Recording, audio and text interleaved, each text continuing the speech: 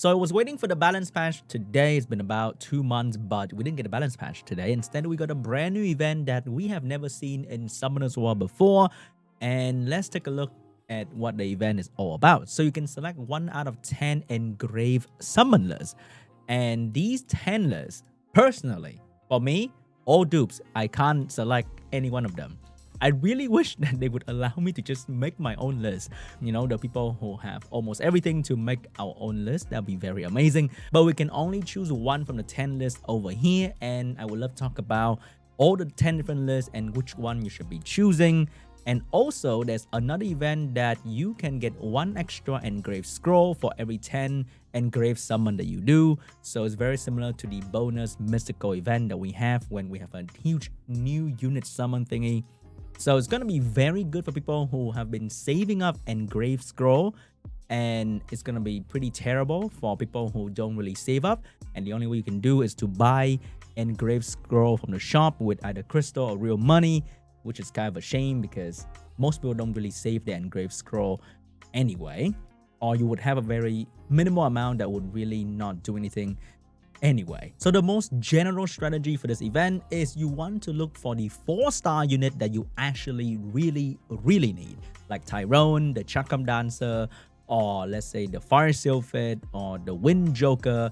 You look for the 4-star that you really need, because most people will probably have less than 100 summon for one particular rotation, and it's actually kind of hard to get a nat 5 in like 100 summon. So the realistic way to look at the event is you don't care what 5-star you have, you choose the rotation that give you the most desirable 4-star, because there are some people out there, they can summon 100 scroll, get like 2 lightning, and that is going to be like 2 4-star unit. For those who actually save up or are planning to spend money for this event, which I think is really not a wise choice because it's just normal summon, but a little bit more targeted. I really don't like this event, personally. If you save a lot of summon or you're planning to spend money, then you can aim for the 5-star that you really want. But for most people, go for the 4-star option that really matter to you. Also, I really wish that if they have this kind of event again in the future, which I think is a decent event because it allows people to really focus their summon on a certain thing. Or maybe there was a way to sort of transfer normal scroll into engraved summon. Okay, like let's say 10 mystical scroll into 5 engraved summon. That would be pretty cool because we can't really prepare for this. And this kind of event will require a lot of preparation unless we are spending money once again. That's why I don't really like it.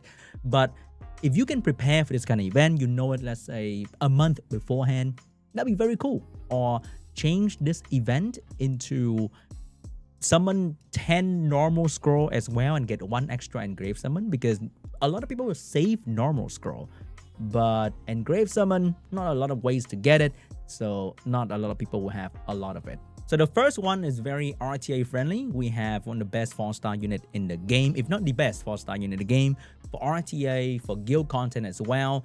And then we have Sekhmet and Oliver for turn 1. This is a very solid RTA list. So if you haven't summoned Oliver, then I think this one's gonna be the one to go for, especially for the Robo skill up as well. The next one, we have Perna and Changpeng. Very good for general purpose. Okay, Changpeng is arguably one of the best 5-star unit in the game. The 5 Phoenix is somewhere in between, not too amazing, not too bad. A very good unit in general, but not very special anymore. The 4-star, we have Fire Anubis, the Wind Barbarian King, and Fusion Material. Fire String Master is okay, not too important. And Water Poison Master is pretty much whatever. So I think if you don't like Oliver, I think this one is actually pretty decent as well. But compared to the previous one, I think the previous one is a little bit better, but more geared toward RTA. But if you want Changpeng really badly, then I think you can definitely take this one over the Oliver one. So if you're not an RTA enjoyer, you like guild content, you like arena, I think list number 2 is going to be way better. List number 3, I think this one is mainly for the early mid-game player. The Nat 5 are very solid. Any one of them can really help you in TOA and in just guild content in general. The 4-star, we have Tyrone, and then we have the Water Chakram Dancer. Very solid unit for PvE. Wind Towers is arguably really good for TOA as well. Fire Phantom Thief is definitely going to be amazing for Wind Rift Beast if you need help in that regards. The Wind Dryad is not too important, but for early game, you get that early. You don't have to fuse her. Hey, it's a great thing. So list number 3 is extremely good for early game player, or if you like the unit in general, but for early mid-game player who are still struggling in PvE, list number 3 I think is absolutely solid. List number 4, I don't really like any of the 4-star unit. They're not super crucial for anything. I'm not saying Fire Onimusha or Water P-Ray is bad, but they're not absolutely crucial for anything. The 5-star unit, Fire Slayer, is okay, pretty good unit, but not too important. Wind Paladin is definitely okay, but once again, not too important. And the Water Weapon Master is also pretty okay. I use him in R5, and that's pretty much it, but you don't really have to have him. So if you don't have the unit in list number 4 and you want to collect them, I'll go for that, but I would not recommend list number 4. List number 5, we have Water Fairy King, a speed leader. Okay, we have Zyros, super good for arena. Wind Cannoneer is not too important. It's a fun toy to have, but definitely not a must-have. In the 4-star, we have the Fire Sylphid, which is going to be very good for R5.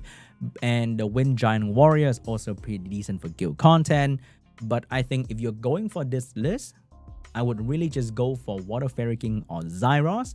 So the 4-star not too important. So definitely not a very high-rated list in my opinion, but definitely better than number 4. So number 5 is like, okay. But I think so far, I like number 2 and number 3 a lot. Number 2 is more for like the mid into late game. Number 3 is from the early to the mid game. Number 5 is... number 5 is not that important. But Zyros and Water Fairy King are extremely amazing for arena.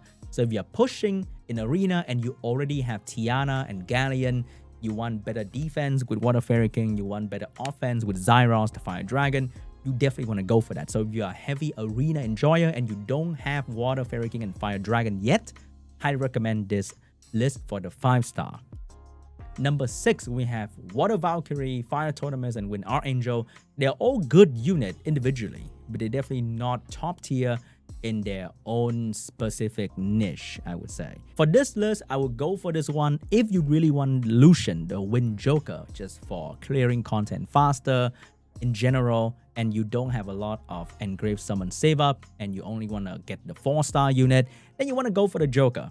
But I would not really recommend the 5-star unit or any of the other 4-star unit. Number 7, we have Wusa, one of the best unit in the game, Fire Chimera, and Wind Lightning Emperor, the god tier unit in guild content. In the 4-star department, we have Fire Sniper, used to be insanely important for guild content, but now not so much because heavily countered by the Wind Pumpkin. The other unit are not too important. We even have Fusion unit in there as well. If you want to go for this, I think the main purpose is to go for Wusa, the Water Pioneer, or the Wind Lightning Emperor, and if you have a lot of summon because you are aiming for the 5-star. But other than that, I don't think that's going to be really amazing. Number 8, we have Water Demon, Fire Oracle, and Wind Mage. These are definitely not super amazing in terms of the 5-star, but the 4-star, we have the Fire Death Knight for guild content and the Water Boomerang. So if you are looking specifically for Water Boomerang to finish your twin combo, and you are low on summon and you want to aim for a 4-star unit, you want to go for this. But other than that, not a huge fan of this rotation in terms of the 5-star. I know a lot of people are going to say that, oh my god, Juno is absolutely insane. And yes, she is one of the best fire unit for RTA. But the problem is a lot of people don't have the runes and the artifact to build a proper Juno. And then they don't understand why the Juno is not doing the things that they see on video. Because the Juno doesn't do damage or very squishy and just die very quickly and doesn't really provide any value in the team. And I'd rather pick Verd, Raccoony, Antares as my fire unit, and I don't really have to pick Juno at all, and that's totally fine. But there are definitely some really die-hard Juno fan out there. Congratulations, here's your chance at Juno. Number 9, we have Tiana, Laika, and Water Shadow Caster. But over at the 4-star, we have Verd, we have Pirate Captain, and we have some other stuff. So this one is for the I don't have Tiana people. Pretty much it. You only want one thing here, so it's going to be very good for people who really want Tiana, but to spend all your stone on, not a huge fan in here, but it's more for arena cleave, okay? If you like arena a lot, you want to cleave with Wind Polar Queen and blue pirate captain, then you want to go for this one. And if you have Zyros and Samath already, the last one, very RTA focused list. We have Water Striker, Fire Omiyonji, and Wind Hail Lady. Super good unit for RTA right now. 2 speed leader and 1 rotation is absolutely insane. The last one is really, really good for the RTA people. So if you really want to improve in RTA, you want to grab these units. They're all absolutely amazing for RTA. I personally use all 3 of these units regularly. The 4-star, not too important. We have Fire Lich over here, but you don't want to use that unit. It gives you depression. So list number 10 is RTA, very, very RTA focused. And that is, oh my god, that looks pretty juicy. Personally, I cannot summon in any list whatsoever because I have all of these units. Sad. So my top list, RTA will be number 10. Progression will be number 3. Number 2 for Chung Peng. That unit is good everywhere, so it's very hard to rank. For arena focus, I'll go for number 5 and number 9, depending on what you really need. For guild content focus, that will be number 7. And that will be number 4 and 7, I would say, because of the Wind Paladin and because of the Water Pioneer. And then we have the Oliver tier, but Sekhmet is very disappointing sometimes. And Oliver, I don't know if he's going to get nerfed next balance patch, who knows. But the Wind Robo can be very useful for those who don't have a lot of summon and you still don't have Wind Robo. Wind Robo is very, very good, okay? If you have to choose between Chung Peng, going for Chung Peng and Wind Robo, but if you have very little limited summon, then I think Wind Robo is absolutely incredible. Next, we're probably going to have a balance patch anyway, so wait for the testing to come out to see if any Nat 5 in here that get buff or nerf, or any 4-star become absolutely incredible. Who knows, right? Who knows? One of the 4-star and the rotation can be really, really useful. So wait for the balance patch first. Don't choose the event early, and I'll see you guys in the next video.